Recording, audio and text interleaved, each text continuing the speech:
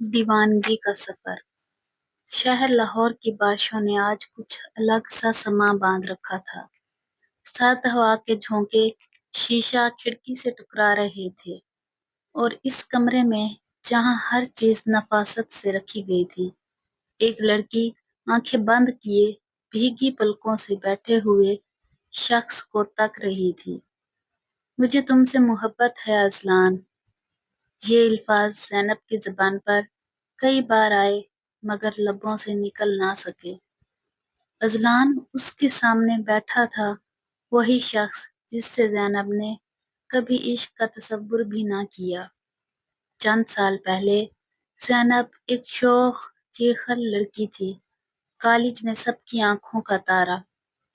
لیکن ایک دن اس کی ملاقات ہوئی اذلان سے، ایک خاموش، سنجیدہ اور عجیب حد تک پر اسرار لڑکے سے۔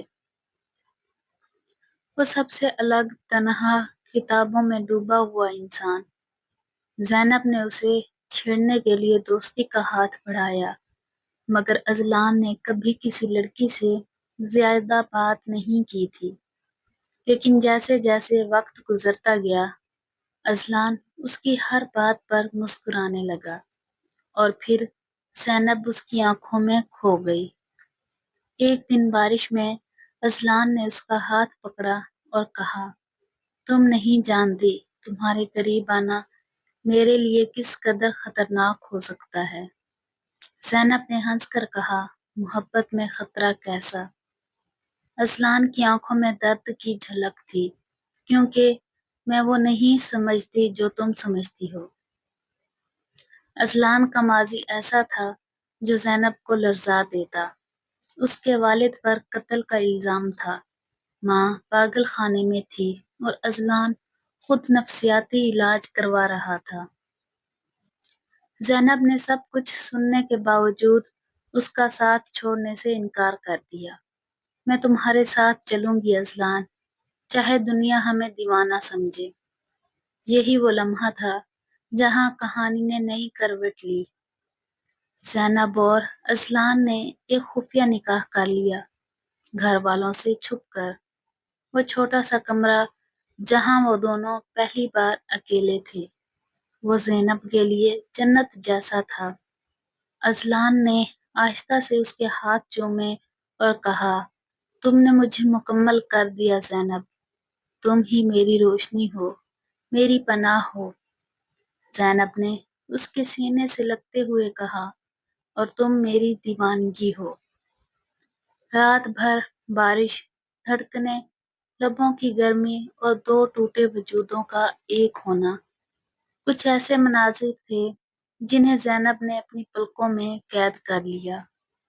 مگر ہر محبت کی قیمت ہوتی ہے۔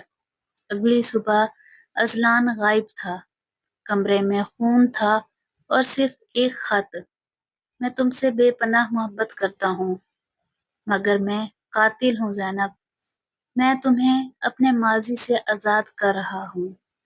زینب نے سنا، اس نے اذلان کو قتل کے الزام میں گرفتار ہوتے دیکھا۔ اس کی چیخیں پورے تھانے میں گونجی، نہیں، وہ قاتل نہیں ہو سکتا۔ 5 سال گزر گئے، زینب خاموش ہو گئی، جیسے اس کے اندر کی دیوانگی کو وقت نے جکڑ لیا ہو۔ پھر ایک دن اسے وہی آنکھیں دکھائی دیں، ہسپتال کے ایک کمرے میں۔ اذلان بستر پر بے ہوش پڑا تھا۔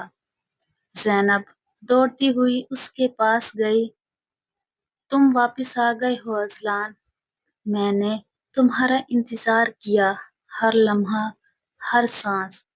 اس کی آواز سنتے ہی اذلان کی پلکیں لرزیں، اس نے آنکھیں کھولیں اور دھیمی آواز میں بولا، تم آج بھی میری ہو۔ زینب نے اس کے ماتھے پر بوسہ دیا اور کہا، ہمیشہ۔